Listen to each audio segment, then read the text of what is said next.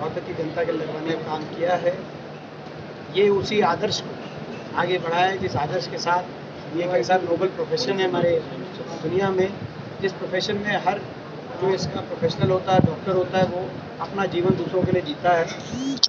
ये मतलब तो बहुत बड़ा उदाहरण आज IIM रोहतक ने सेट किया। इसके साथ साथ जो आज मुख्य बात एक आई है कि आयुष्मान, ये हम कह रहे थे, आपने देखा होगा चुनाव में भी ये बात कि आयुष्मान की जो स्कीम है, ये जो स्कीम है, इस स्कीम के लिए पर्याप्त बजट और पर्याप्त बजट नहीं दिया गया और क्रियान्वयन इसका अच्छे से नहीं हुआ।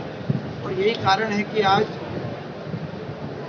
हरियाणा के सभी जो अस्पताल हैं, जो पैनल में हैं आयुष्मान के, कल से उन्होंने हड़ताल में जाने का फैसला किया। डॉक्टर्स लेकर इतना बड़ा कठोर कदम उठाना पड़ रहा है हरियाणा के सारे डॉक्टर्स को कि कोई छोटी घटना नहीं है।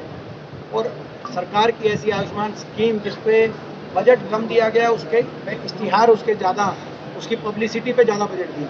स्कीम पे कम बजट है, पब्लिसिटी पे ज़्यादा बजट है। 300 करोड़ रुपए पेंडिंग है, बिल पेमेंट पेंडिंग है, जो हरियाणा के तमाम पैनल के डॉक्टर्स और अस्पतालों की 300 करोड़, और जिसमें रोहतक के 25 करोड़ है।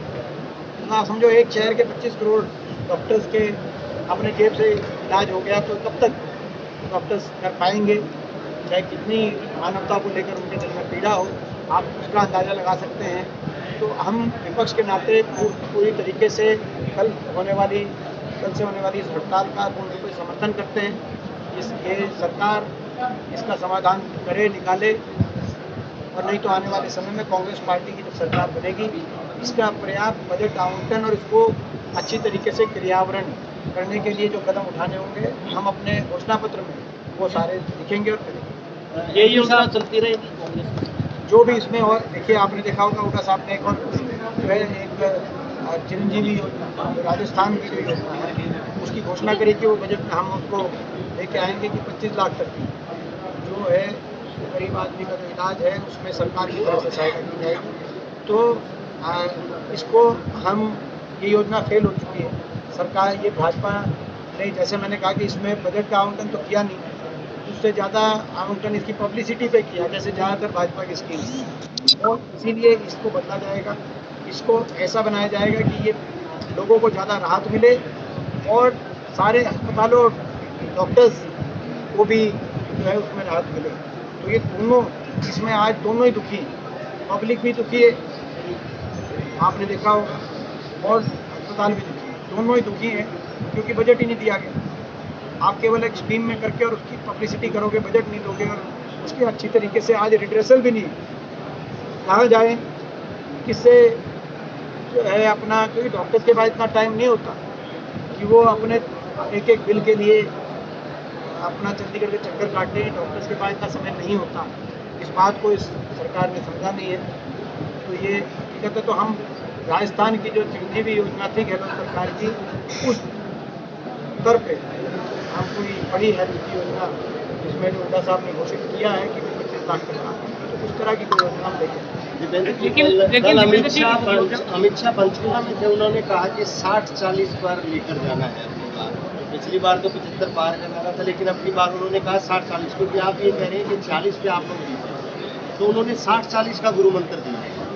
देखिए, इनके जो नारे होते हैं उनको आप थोड़ा सा कम कर लीजिएगा, ये इनका ट्रैक रिकॉर्ड बताता है। आपने देखा 75 का नारा, 75 पार का नारा 40 पे रुक गया, 400 पार का नारा 240 पे रुक गया। तो 60 का नारा तो इस रेशो से, इस अनुपात में 60 का नारा तो 30 पे रुकता दिखाई दे रहा है, मगर जो इनका ट्रैक रिकॉर्ड ही बता रहा है।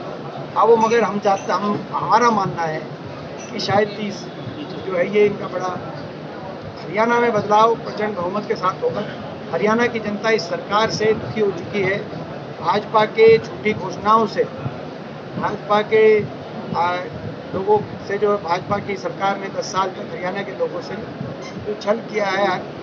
देश में विकास में जो प्रदेश सबसे आगे था, उसको बेरोजगारी में, अव्यवस्था में देश में सबसे आगे पहुंचाकर और विकास की पटरी से उतारने का काम किया और हर वर्ग की अनसुनी करी। आज जनता दुखी है, जनता बदलाव करेगी प्रचंड बहुमत से।